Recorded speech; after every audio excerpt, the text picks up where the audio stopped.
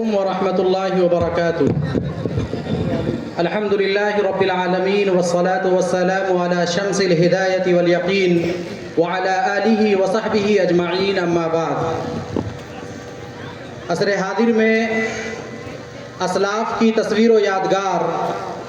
آج کے اجلاس کے صدر ذی وقار حضرت مولانا احمد سعید صاحب، استاد مدرسہ اسلامیہ شکرپور بھروارہ، اور دیگر موقر معظم مقررین شورائے اعظام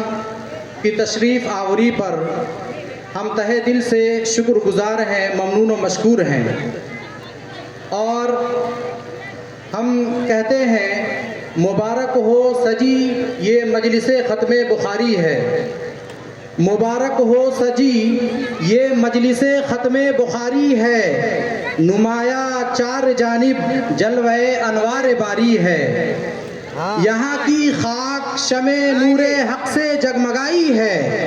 یہاں کی خاک شمع نور حق سے جگمگائی ہے، خداوندی عنایت سے حسین تقدیر پائی ہے۔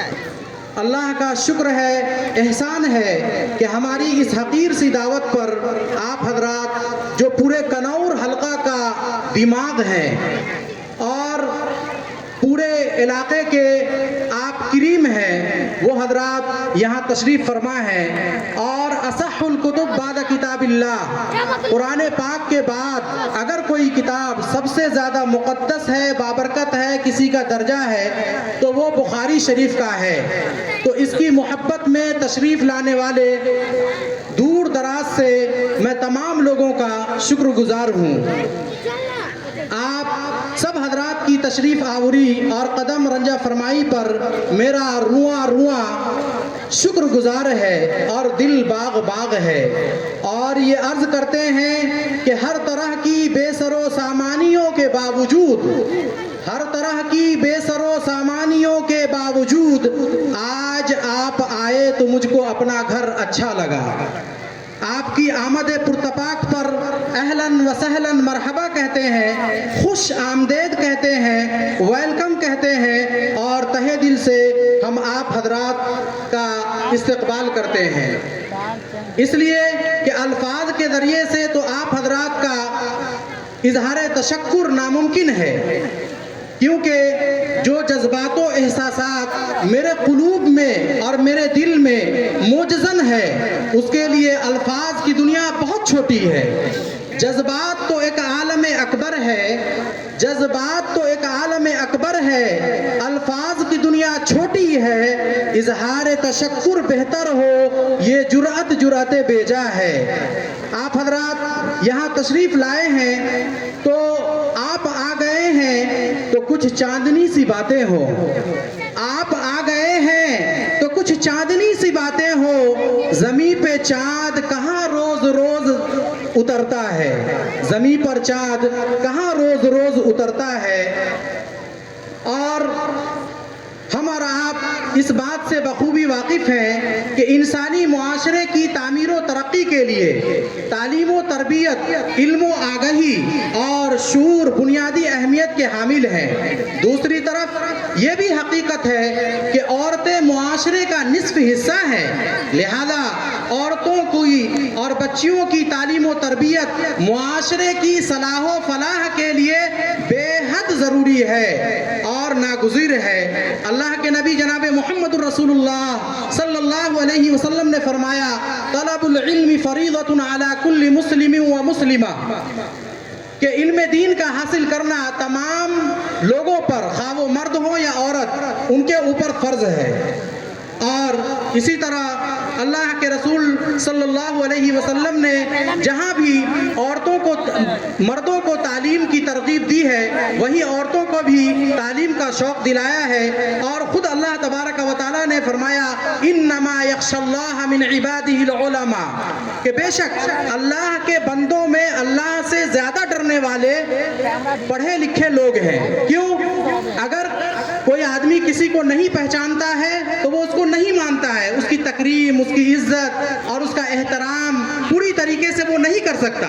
تو جو آدمی علم کے ذریعے سے، روشنی کے ذریعے سے اللہ کو پہچان لیتا ہے، جان لیتا ہے، تو وہ عبادت کو بھی ڈھنگ سے انجام دیتا ہے۔ اللہ تبارک و تعالیٰ نے قرآن کریم میں فرمایا قُلْ هَلْ يَسْتَوِي الَّذِينَ يَعْلَمُونَ وَالَّذِينَ لَا يَعْلَمُونَ کہ اے نبی آپ فرما دیجئے کیا وہ لوگ جو جانتے ہیں اور جو نہیں جانتے ہیں کیا وہ برابر ہو سکتے ہیں؟ ہرگز نہیں۔ فرمایا کہ ایک عالم کی فضیلت عابد پر، عبادت کرنے والوں پر ایسے ہی ہے جیسے چاند کی فضیلت ستاروں پر۔ تو میرے بھائیوں بزرگوں، ہم یہ کہنا چاہتے ہیں کہ اللہ کے رسول صلی اللہ علیہ وسلم نے بیٹیوں کو اور بچیوں کو تعلیم دینے کی، تربیت دینے کی، اچھا اخلاق سکھانے کی بہت زیادہ آپ نے اس طرف لوگوں کے رجحان اور دھیان کو مرکوز کرایا ہے۔ آپ نے فرمایا کہ جس کے پاس 3 بچیاں ہو اور وہ آدمی اس بچی کی صحیح پرورش کرے، اس کے ساتھ حسن سلوک کرے، ایسا نہ ہو کہ بیٹے کو آپ ترجیح دیں اور بیٹیوں کو آپ نظر انداز کر دیں، اس کو معمولی سمجھیں، تو ایسا نہیں، بلکہ وہ آدمی جس کے پاس 3 بیٹی ہو اس کی پرورش کرے، اس کے ساتھ اچھا سلوک کرے، تو آقا مدنی جناب محمد رسول اللہ صلی اللہ علیہ وسلم نے فرمایا کہ ایسے آدمی کے اوپر جنت واجب ہے۔ اور ہم یہ بھی جانتے ہیں کہ ایک عورت مرد کے لیے شریک حیات کی شکل میں، بیوی کی شکل میں روح حیات اور تسکین خاطر کا سبب اسی وقت بن سکتی ہے جبکہ اس کا دل سیرت خدیجہ سے سرشار ہو۔ حضرت خدیجہ رضی اللہ تعالی عنہا کون ہے اور انہوں نے جناب نبی کریم صلی اللہ علیہ وسلم پر کیا کچھ نہیں قربان کر دیا اور انہوں نے اسلام کے لیے کیا کچھ نہیں کیا۔ جو عورتیں سیرت خدیجہ کو پڑھیں گی، جانیں گی، تو یقیناً وہ اپنے معاشرے کے لیے، اپنے گھر کے لیے رحمت کا ذریعہ بنیں گی۔ اور یہ بھی بات ہے کہ ایک بیٹی رحمت اسی وقت بن سکتی ہے جبکہ اس کا قلب اسلامی تعلیمات کی روشنی سے منور ہو، وہ فاطمی گفتار و کردار کا پیکر ہو۔ حضرت عمر فاروق رضی اللہ تعالی عنہ نے فرمایا کہ اپنی عورت کو سورۃ النور جو 18ویں پارے میں ہے، سورۃ النور ضرور سکھاؤ کہ اس میں خانگی زندگی اور معاشرتی زندگی کے متعلق بے شمار مسائل و احکام موجود ہیں۔ قبل از اسلام عورتیں ہر قسم کے حقوق سے محروم تھی۔ جہاں عورتیں زندگی کے حق سے ہی محروم ہو وہاں اس کے پڑھنے اور لکھنے اور دوسری چیز حاصل کرنے کا تو سوال ہی پیدا نہیں ہوتا، مگر اسلام نے جہاں عورت کو اعلیٰ و عرفہ مقام دیا، اونچا مقام دیا، وہاں اس پر یہ بھی احسان کیا کہ اسے درس و تدریس اور تعلیم و تربیت میں مردوں کے برابر مکلف قرار دیا۔ چونکہ شریعت اسلامی کے مخاطب مرد اور عورت دونوں ہیں، دینی احکام دونوں پر واجب ہیں اور روز قیامت مردوں کی طرح عورتیں بھی رب العالمین کے سامنے جواب دہ ہوں گی۔ رسول اکرم صلی اللہ علیہ وسلم کے تبلیغی مشن میں ہفتہ میں ایک دن صرف عورتوں کے لیے مخصوص ہوتا تھا، وہ جمعرات کا دن تھا کہ آپ عورتوں کو جمع کرتے تھے اور ان سے متعلق جو مسائل تھے وہ آپ ان کو بتایا کرتے تھے۔ اسلام میں تعلیم نسواں کے بارے میں کبھی دو رائے نہیں ہو سکتی، ایک ہی محکم اور پختہ حکم ہے، وہ ہے عورتوں کو زیور تعلیم لازماً آراستہ کرنے کا، کیونکہ بے علم اور جاہل عورت معاشرے کی پسماندگی اور ابتری کا باعث بنتی ہے۔ جاہل عورتوں کو نہ کفر و شرک کی کچھ تمیز ہے، نہ دین و ایمان سے واقفیت۔ بعض اوقات کبھی کبھی ایسا بھی ہو جاتا ہے کہ شان خداوندی میں اور شان پیغمبری میں بڑی بے باکی سے گستاخی اور بے ادبی کر بیٹھتی ہیں، فضول رسم و رواج کے پیچھے بھاگتی ہیں اور اولاد و شوہر کے بارے میں طرح طرح کے منتر، جھاڑ پھونک اور کالے علم میں ملوث رہتی ہیں، شوہروں کی کمائی کو غلط اور باطل کاموں میں خرچ کر دیتی ہیں، شوہروں سے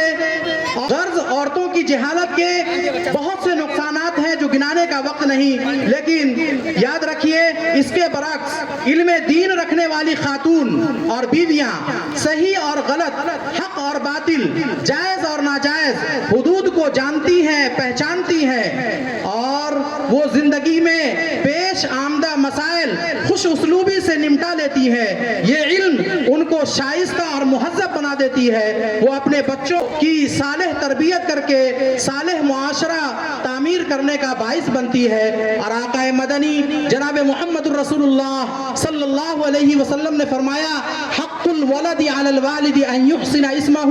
ويعلمه الكتاب ويزوجه اذا بلغ او كما قال علیہ الصلوۃ والسلام کہ ایک بچے کا ایک بیٹی کا اس کے ماں کے اوپر اس کے باپ کے اوپر پہلا حق یہ ہے کہ جب وہ پیدا ہو تو اس کا نام اچھا رکھیں, بزرگوں کے نام پہ رکھیں, صحابہ کے نام پر رکھیں اور اللہ کے نام پر جوڑیں. دوسرا حق ایک بچے کا اور بیٹی کا یہ ہے کہ اس کو اچھی تعلیم و تربیت سے آراستہ اور پیراستہ کریں. اگر ہم اپنے بچوں کی تعلیم اور بچیوں کی تعلیم سے غفلت برتتے ہیں تو اس کا کرنا پڑے گا. آپ نے سلطانہ ڈاکو کا واقعہ سنا ہوگا کہ سلطانہ ڈاکو بڑا مشہور ڈاکو تھا اور وہ پہلی مرتبہ انڈا چوری کر کے لایا. تو اس کی ماں نے کہا بیٹا کہاں سے چرا کے للو انڈا؟ تو بیٹے نے کہا کہ فلاں آدمی کے کھلڑا میں سے لیے ہے. اچھا بڑا اچھا کام کیا, آج ہم لوگ جو ہے انڈا کھائیں گے. کل ہو کر کے اس بچے نے ایک مرغی چرا لی اور وہ گھر لے کر کے آیا. ماں نے بجائے اس کے کہ اس کو وہ ڈانٹتی اور اس کو سمجھاتی, اس حرام کام سے اس بیجا کام سے بچاتی, اس کی حوصلہ افزائی کی. اور پھر کچھ دنوں کے بعد وہ کسی کا قیمتی سے قیمتی سامان چوری کرنے لگا اور بڑا ڈاکو بن گیا. تو ایک دن آخر کار نتیجتاً اس کو سولی کی سزا دی گئی. حاکم نے, بادشاہ نے اس کو سولی کا حکم دیا کہ اس کو تختہ دار کے اوپر چڑھا دیا جائے, لٹکا دیا جائے, کیونکہ اس نے بہت سے لوگوں کے اوپر ظلم کیا ہے اور بہت سے لوگوں کا سامان چرایا ہے. تو اس سلطانہ ڈاکو سے پوچھا گیا کہ بتاؤ تمہاری آخری وش اور آخری خواہش کیا ہے؟ تو اس نے کہا کہ میں اپنی ماں سے ملنا چاہتا ہوں, میں اپنی ماں سے ملنا چاہتا ہوں. تو اس کی ماں جب اس سے ملنے آئی تو اس نے سوچا کہ شاید میرا بیٹا کہیں پر خزانہ چھپا کے رکھا ہے, روپیہ پیسہ رکھا ہے تو وہ کان میں بتا دے گا. تو سلطانہ ڈاکو نے اپنی ماں سے کہا کہ آپ کان میرے منہ کے سامنے لائیے. جب اس کی ماں نے کان اپنے بیٹے کے قریب کیا تو اس ڈاکو نے اپنی ماں کے کان کو کھا لیا, کاٹ لیا. تو لوگوں کو بڑا تعجب ہوا کہ اس نے پوری زندگی جو ہے گناہوں سے اور چوریوں سے ڈکیتی سے گزاری ہے, لیکن آخری دم میں بھی اس نے ماں کے اوپر ظلم کیا. تو لوگوں کی دلوں میں جب یہ بات آئی تو اس ڈاکو نے یہ کہا کہ آپ جانتے ہیں میں نے ایسا کیوں کیا؟ تو سلطانہ ڈاکو نے کہا میں نے یہ کام اس لیے کیا ہے کہ تاکہ میری ماں کو یہ عبرت ہو اور میری ماں کو یہ سمجھ میں آئے کہ اگر بچپن میں جو مرغی کا انڈا ہم چرا لیے رہا اسی وقت اگر وہ تنبیہ کر دیتی, مارتی پیٹتی اور ہم کو برے کام سے روک دیتی تو آج ہمارا یہ انجام نہیں ہوتا. تو میرے بھائیوں بزرگوں, اسی طریقے سے ہمارے محلے میں, معاشرے میں, گاؤں میں, سماج میں آپ کو یہ واقعہ بہت دیکھنے کو ملتا ہوگا کہ کوئی آدمی اپنے بچے کو, اپنے بیٹے کو اگر کسی دوسرے بچے سے کوئی لڑائی ہو جائے, معمولی نوک جھونک ہو جائے تو بجائے اس کے کہ ہم اس کو سمجھا دیں, صلح کرا دیں, دوسروں کو الگ کر دیں, ہم جو ہے اپنی طاقت کا مظاہرہ کرتے ہوئے دوسرے کے بچے کو تھپڑ جڑ دیتے ہیں, ڈنڈا جڑ دیتے ہیں, لات اور گھوسوں سے پیٹنے لگتے ہیں. اور یہ چھوٹا سا واقعہ, چھوٹا سا انسیڈنٹ ایک بڑا واقعہ ہو جاتا ہے اور معاملہ مقدمات تک, کیس تک پہنچ جاتا ہے اور پھر پورا معاشرہ, پورا محلہ اس بربادی میں اور اس آگ میں جھلسنے لگتا ہے. اس کی وجہ کیا ہے کہ جب کوئی بچے کا سینہ کینہ سے خالی ہوتا ہے, بچہ اگر آپس میں لڑ لے تو چاہیے یہ کہ اس کو سمجھا بجھا کر کے الگ کر دیجئے. لیکن اگر آپ الگ نہیں کریں گے اور ایک بچے کی حمایت کریں گے, دوسرے بچے کو ڈانٹیں گے تو نتیجہ اور رزلٹ یہ ہوگا کہ وہ بچے کا حوصلہ بڑھتا جائے گا. آج ایک بچے کو پیٹا ہے, کل باپ کو پیٹے گا, کل دادا کو پیٹے گا, پھر جو خاندان کے دوسرے لوگوں کو پیٹے گا, گاؤں کے لوگوں کو پیٹے گا, نہ جانے کن کن لوگوں کو پیٹے گا. تو اسی لیے اپنے بچوں کی بیجا حمایت نہیں کرنی چاہیے اور اس کی تربیت کرنی چاہیے، اس کو سکھانا چاہیے کہ بیٹا جو کام تم کر رہے ہو غلط ہے، اور چھوٹی سی چنگاری کو اسی وقت بجھا دینا چاہیے، اس کو مزید سلگانے کی کوشش نہیں کرنا چاہیے۔ تو میرے بھائیوں بزرگوں، یہ بچیوں کی تعلیم کا ایک معتبر اور مثالی ادارہ جامعہ سیدہ فاطمہ رضی اللہ تعالی عنہا کسم پٹی کنور میں واقع ہے، اور یہاں الحمدللہ نورانی قاعدہ سے لے کر بخاری شریف تک تعلیم ہے۔ جو بچیاں جیسی ہو، جو کچھ پڑھنا چاہے، ہم ہر ایک کے لیے دروازہ کھولے رکھے ہوئے ہیں، اور ہر ایک کو پڑھانے کے لیے صلاحیت مند استاد، ذی استعداد استاد کو رکھتے ہیں، اور خود بھی لگن سے محنت سے پڑھاتے ہیں۔ اور بچیوں کو کی تعلیم پر بالخصوص آج مسلمانوں کو زیادہ توجہ دینے کی ضرورت ہے، چونکہ آج جو عالم کفر ہے وہ مسلمانوں کی لڑکیوں پر دورہ ڈال رہے ہیں، ان کو بہکانے کی، پھسلانے کی کوششیں کر رہے ہیں، اور چھوٹے اور بہت گھٹیا قسم کے لوگ مسلمانوں کی بیٹیوں کا سودا کر کے مسلمانوں کو ذلیل و خوار کرنے کی کوششیں کر رہے ہیں۔ ایسے وقت میں، ایسے حالات میں ضروری بنتا ہے، واجب بنتا ہے کہ ہم اپنی بیٹیوں کی تعلیم پر خوب زیادہ جو ہے دھیان دیں، اور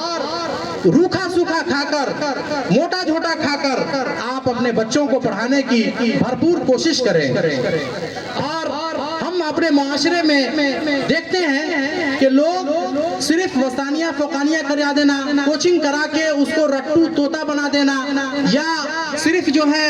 اس کو معمولی رسمی تعلیم دے کر کے سمجھتے ہیں کہ ہماری بیٹی اور ہمارا بیٹا کامیاب ہو گیا۔ نہیں، چاہے بچہ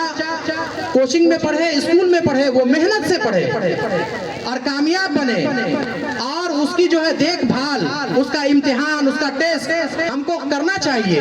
نہ یہ کہ ہم اس کو آزاد چھوڑ دیں۔ اگر آپ آزاد چھوڑیں گے تو پھر وہ بچہ ریزلٹ سے محروم ہوگا، میٹرک بھی کر لے گا، بی اے بھی کر لے گا، ایم اے بھی کر لے گا، لیکن باکمال انسان اور بلند پایا انسان وہ نہیں بن سکتا، اس لیے کہ اس کے بیسک اور بنیادی تعلیم میں اگر کمی رہ گئی تو پھر اوپر تک وہ بچہ کمزور ہی رہ جائے گا۔ تو میرے بھائیوں بزرگوں، ہمیں اپنے بچوں کے لیے اور اپنی بچیوں کے لیے بہت زیادہ فکر کرنا ہے تعلیم کے بارے میں، اور اپنی آخرت کے بارے میں بھی۔ بس میں اس شعر کے ساتھ اپنی بات ختم کرتا ہوں کہ منزل مقصود کی طرف میرے نازک قدم، منزل مقصود کی طرف میرے نازک قدم، دھیرے دھیرے بڑھ رہے ہیں، آسرا دینا مجھے۔ منزل مقصود کی طرف میرے نازک قدم، دھیرے دھیرے بڑھ رہے ہیں، آسرا دینا مجھے۔ گر پڑوں تو حوصلہ افزائی کرنا میری، گر پڑوں تو حوصلہ افزائی کرنا میری، آپ چل پڑوں تو کامیابی کی دعا کرنا۔ وآخر دعوانا الحمدللہ رب العالمین۔